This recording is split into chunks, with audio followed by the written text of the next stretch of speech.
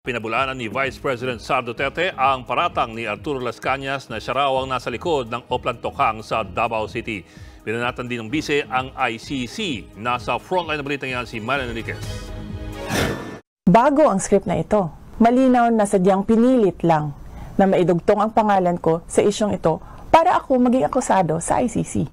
Yan ang buwelta ni Vice President Sara Duterte sa akusasyong ibinato sa kanya ng nagpakilalang dating miyembro ng Davao Death Squad at dating pulis Davao na si Arturo Las Cañas. Ang paratang sa bise, siya raw ang pasimuno ng Oplan Tokhang noong alkalde pa siya ng Davao City.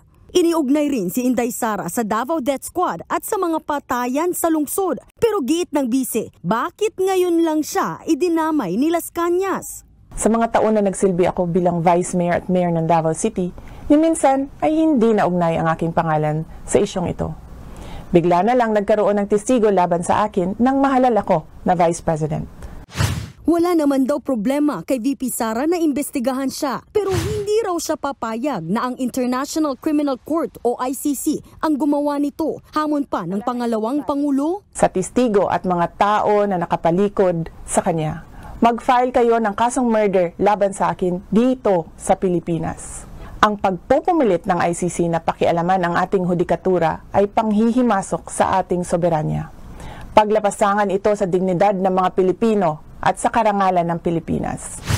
Nauna na ring pinaratangan ni Las Cañas sina dating Pangulong Rodrigo Duterte, Senators Bongbong at Ronald Bato de la Rosa na sangkot umano sa mga extrajudicial killings. Sa isang text message, sinabi ni De La Rosa na maghain na lang ng mga kaso si Las Cañas sa korte kung meron siyang ebidensya ngayong hindi na presidente si Duterte.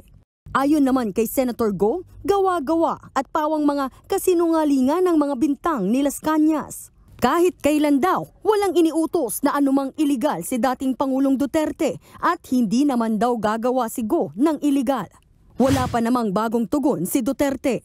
Kaugnay ng pasabog ni Las Cañas, maghahain ng resolusyon si ACT Teachers Party List Representative Franz Castro kasama ang Makabayan Bloc para udyukin ng Kamara na imbestigahan ang pagkakadawit kay VP Sara sa madugong drug war. Para sa akin nakaka-worry yung ganito na merong secretary na involved sa mga sa mga Tokhang, sa mga EJK at iba pang mga hindi kaaya-ayang mga gawain. Ayon naman kay Solicitor General Maynardo Guevara, maaaring isyuhan ng arrest warrant ang sinuman kahit pa may posisyon sa gobyerno kung makita ng korte na may sapat na ebidensya. Pero ibang usapan na raw ang tungkol sa kakayahan ng ICC na ipatupad ang arrest warrant. Kailangan daw kasi ng ICC ng tulong ng bansa para maihain ang warrant. Kung hindi raw tutulong ang Pilipinas, mahihirapan ang ICC. Nagbabalita mula sa Frontline, Marian Enriquez, News 5. Mga kapatid, Ed Lingaw po, maging maalam at may pakialam sa mga napapanahong balita sa ating bansa. Para sa mas malalimang pagtalakay at paghimay sa mga issue at headlines, tumutok lamang at pag-subscribe sa social media pages ng News 5.